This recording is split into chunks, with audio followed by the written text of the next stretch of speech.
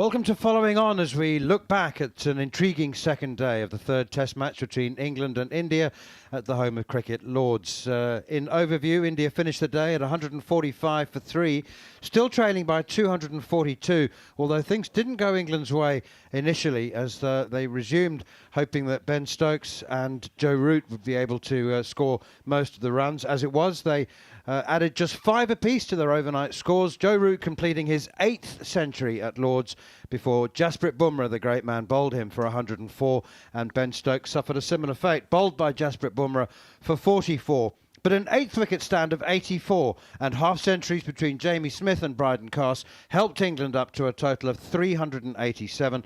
Smith made 51, continuing his glorious start to this series, and Carse at number 9, adding a career-best 56. Jasprit Bumrah was always touted for a place on the Lord's Honours board when he was saved for this Test match, having not played at Edgbaston, and he duly delivered with a brilliant 5 for 74. But England fought back. Jofra Archer completing a fairy tale return to Test cricket with a wicket with his 3rd ball and a brilliant delivery to get rid of the dangerous Yashasvi Jaiswal, caught at second slip by Harry Brook for 13. Karan Nair and Shubman Gill were dismissed as well. Karan Nair for 40 and Shubman Gill topping 600 aggregate for the series. Gentlemen, alongside me, Steve Harmison and Jeremy Coney. It has been another completely intriguing day. A bugbear that Jeremy and I share is that we were 15 overs short of the day's allocation. But Harmy, let's talk about the cricket first of all. Have you got one side ahead of the other at this stage after 2 days? Yeah, England just. But I think it's very much 50-50. We're back-to-back Test matches, expecting one innings. But I'm thinking potentially a one innings game. One of the innings is going to go fast forward. A team normally gets bowled out in back-to-back Test matches pretty cheaply, and if England have to spend a lot of time in the field, it's going to be interesting to see how this goes. But England, for me, have got runs on the board, and I'm still thinking England are slightly ahead. It was brilliant by Bumrah this morning. Archer was, he was at his devastating best in that first spell. England, are there a bowling option?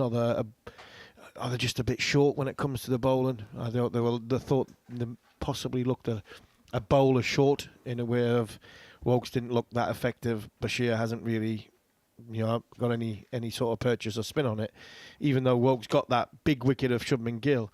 I mean, Jamie Smith standing up to the stumps. So I think England are slightly ahead, and all the stories that we have mentioned. Rahul again has just played a nice quiet innings that's come underneath the radar.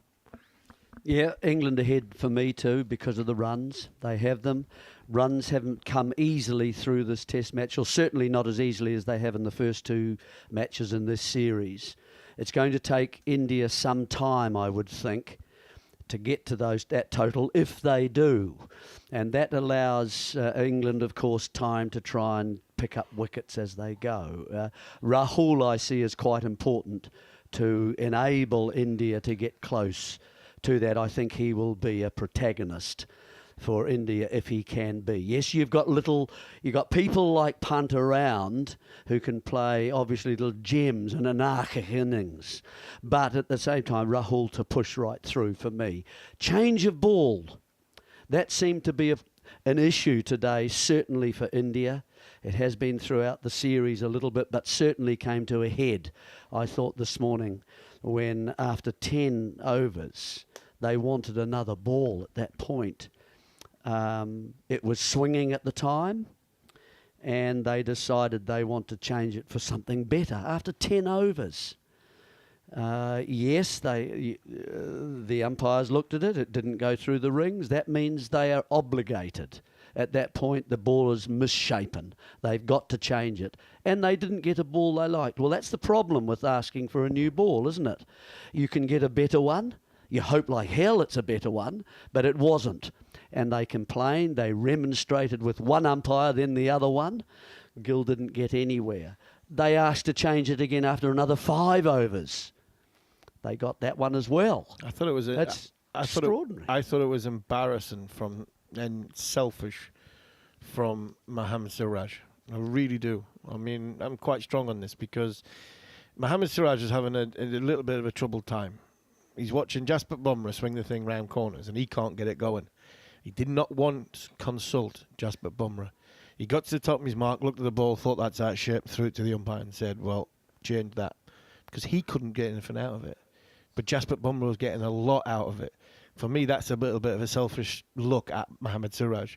Because Mohammad Siraj might be, it's not working for me, so I'll get another one and get it to work. And now he's not only got rid of that ball, he's got rid of Jasprit Bumrah as well. Because Bumrah got a ball about 10 overs older than what it was, and that did very little. So I thought it was, I mean, what are you doing, India, by doing that? And then to knock on from that, I thought Shubman Gill's captaincy is an offer, because I didn't think he handled that situation very well.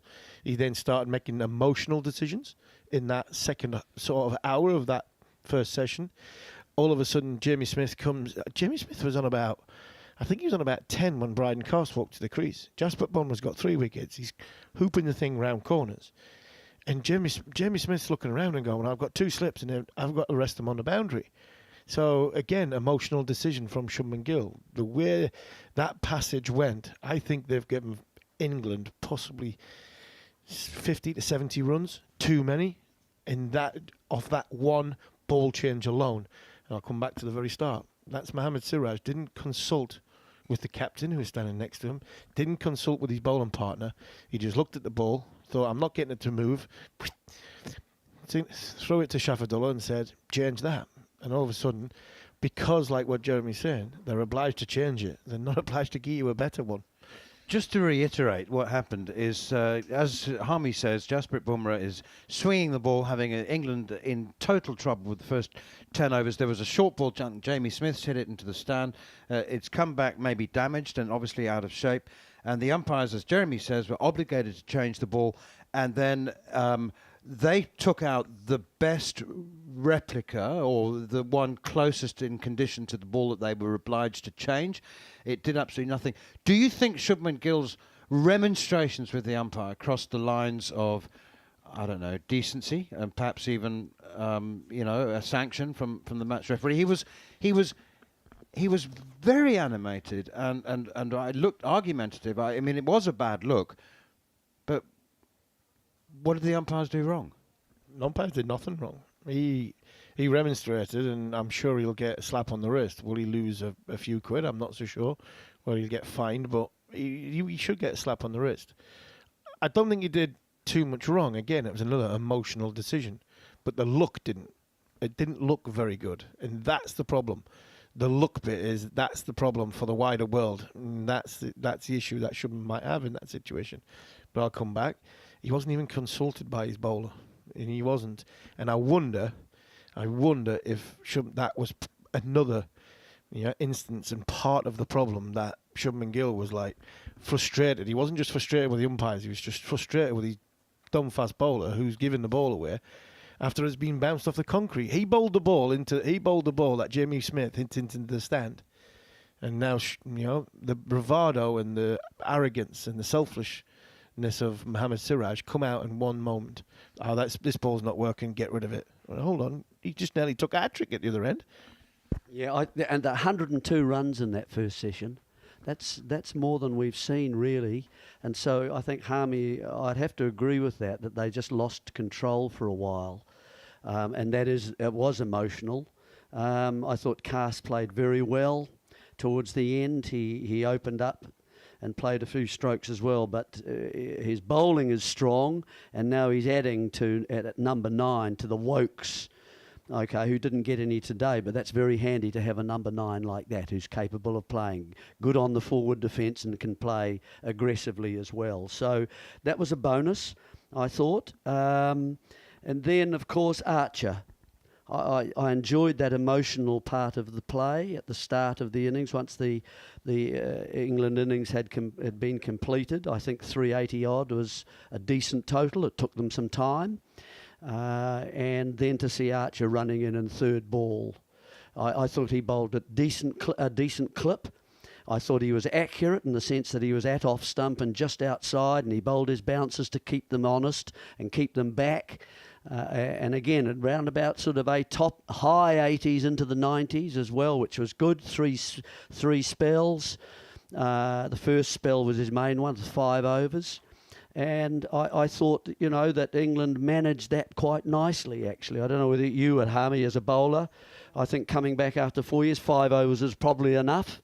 And then a 3 and then a 2. So I thought that was quite well handled by Stokes. Yeah, I thought it was, and I think he only came back. He only bowled that extra one at the nursery end because Ben decided, right, I've had enough of this. I'm going to go down the short ball route. He took him off. He was gone. I was watching Ben, seeing if he was going to signal to him. I was on with John, I think, and you could see Ben going like signaling, just sort of that's it with a hand, and then at the end of the next ball, he turned to Jofra, and if the finger came up one more, and he give it the old, the pepper stuff, and let's have a really go at him, and Ben was like thumbs up or thumbs down. And to be fair to Joff, I was watching him, and it was a thumbs up straight away, both thumbs up. He was ready to go. So, you're right, the adrenaline, the emotion, and everything went with it. It's just that little bit later on tomorrow afternoon is where you might see, obviously, Jofra's body starting to slow down. But so pleased for him, so proud of him. Really, forget England, forget about the game situation, forget about anything else. I am over the moon to see the lad who has worked so hard to get over the injuries, to run up third ball and nick somebody off. Somebody the class of Jaiswal, the way he's playing at this moment in time, and to see his emotion. Anybody that thinks that Jofra Archer didn't want to play a Test match cricket, he showed more emotion in that celebration on that third ball than he did for me in the World Cup final in the Super Over. Apologies, Jeremy, to bring that up, but he did. He was so fired up, so pumped up, and that's made my series. To see the big fella back, to see him pumped up like that, and to show the raw emotion after 3 balls. He wants to play Test cricket, and I'm really pleased to see him back. And the crowd, it's always a very special occasion and a special atmosphere at Lord's, but the way they got behind him was really amazing. So I just wanted to ask you 2 more questions, or bring up 2 more points. KL Rahul asked Jofra Archer to remove something. We couldn't quite see what it was, but it was some medical strapping or something on his arm. It wasn't visible from the commentary box, but Rahul thought it was distracting him, which was curious. And we also have to mention the fact that Joe Root is not just amongst the most efficient run scorers in the history of Test cricket. He's also now the catchiest of all, with his 211th catch, surpassing Rahul Dravid. It was a good cop too, wasn't it? I mean, they're always hard to your left at first slip when you've got a right hander there, so it's the gap between yourself and the keeper. You're almost kind of waiting for the keeper to come across and use the right hand, the right glove, with the bigger hand, of course, with the glove on, and allow him to take that. And so you go a little bit late, and he kind of half fell, half dived. And to get down, it was a low catch, wasn't it, if you remember, and it could easily have slipped out. We've seen other catchers do that for the Indians as well, but he held it nicely. There was a moment where they checked it. Had he used the ground to help him hold it? No. Off he went. So it was an important wicket. Nair at that stage was on about 40 and playing some quite nice drives. So that was good. It then brought Gill in, which was again important, because you need to get him in as early as possible while the ball is still new and try to get him out. And that's what they did, of course. And that was a very, very important part of that session as well. Nicking Wokes through to Smith standing up, perhaps run a little wider, maybe just moved. But the hands just moved a smidgen. It wasn't a big mistake, but you're gone because of it. So that was a key moment in the day for me as well. And if you had some medical strapping on your arm and the batsman asked you to take it off because it was a distraction, was that legitimate? Yeah, it is legitimate. The batter has got every right to do it. I'm just like looking at it and going thinking, we'll be here all day. We're going to be here all day anyway and not bowl very many overs. It was just another stoppage to the day that the game didn't need. It's interesting, the things that Jofra's got on his arm. You talked about Shubman Gill having the wrong T-shirt on. He's got these things on his arm, which I think are there to help his elbow. I think they are there to help his elbow. It's got a different logo on it, which I think he's covering it with his sleeve. But I'm not sure about the medical strapping. I know the same company, I think Ben Stokes was going to be wearing them, and I don't think he actually wore them in the end. I know, a lot of the guys wear like a tubey grip to try and protect their sort of elbows from diving. But this is, I think, these white sleeves that Jofra's got on, they're actually to help and enhance his elbow, and because that's where he's been injured. So if a batter decides enough's enough, and I'm getting distracted, I don't think the bowler can really complain too much. They just have to find a different way of strapping the elbow. Now, a very accomplished statistician friend of mine has worked out that at the current rate at which over rates are declining, they won't bowl any at all by 2051. And we'll have everybody here at the ground, and they'll have paid £175 to watch nothing. It'll be excellent. Michael Vaughan wants 4-day test matches. Yeah, well, goodness. Well, we've had suspensions, of course, haven't we? We've had fines and we've had stop clocks. Nothing's working at the moment, folks, is it? So if I was paying $175, I'd actually feel, I'd like to see the overs, really, please, and the amount of cricket I pay for. 100% agree. I mean, look at it now. Look at it now. It's got the blinds up. I mean, it's great, isn't it? Yeah, so it's another interruption. It's another interruption, but no. I mean, why can't they just play the overs until you'll get? Honestly, you will. You'll get on with the game if the overs are played out. They're played out. They might be a bit tactical towards the end and say over darkness, but players will not want to be on that field for 7.5 hours. They're on the field long enough. I just wonder yesterday, right? Now I've seen it, I'd love to know this off Ben, whether you'll tell me the truth or not. I just wonder yesterday's groin injury. I just wonder if that was a distraction to try and stop the game because he was sick of India doing it. He came out this morning and bowled, not a problem. And he came out and bowled, and he's not once in all the overs, what did he bowl? He bowled 6 overs. He's not once stretched his groin. He was out here at 9:30 this morning, bowling off a full run-up, herring in. I just wonder, he might tell me privately, but he won't tell me publicly, but I just wonder if he was playing games. Conspiracy. Yeah. Just playing games because he's had enough of India stopping the game. Well, Shiv McGill had a 12 minutes I know, treatment it's embarrassing. break, and he's not even a bowler. He's just standing at cover. Yeah, he's got 600 runs. He's had 600 runs, and he's had to get on the bus from London to Leeds and back. But still, I mean, game's gone mad. And finally, it was Red for Ruth Day today in support of the Ruth Strauss Foundation. It's its 7th year. It's an absolutely wonderful charity which does incredibly important work for families, and particularly young children who've suffered bereavement and early premature loss of a parent. So that explains Harmy's hat, and we've all got our rosettes on as well. If you feel obliged, if you feel compelled, all the information about this wonderful charity is online. You can make a donation there. But it's been a brilliant day's cricket once again. The Test match feels like it's getting moving now, and I think I feel more wickets coming on day 3. I hope so. You got Man was is it 9? excited. Yeah, This is man great. is excited. Yeah. There's a bar in there. There's beer in there. Should we go and continue Right, this I'm conversation over a beer? That's following on, and with me, Neil Manthorp, with Jeremy Coney and Steve Harmison. Look forward to your company once again for day 3. Action starts here in Lords, and we'll be online from 10:55 a.m.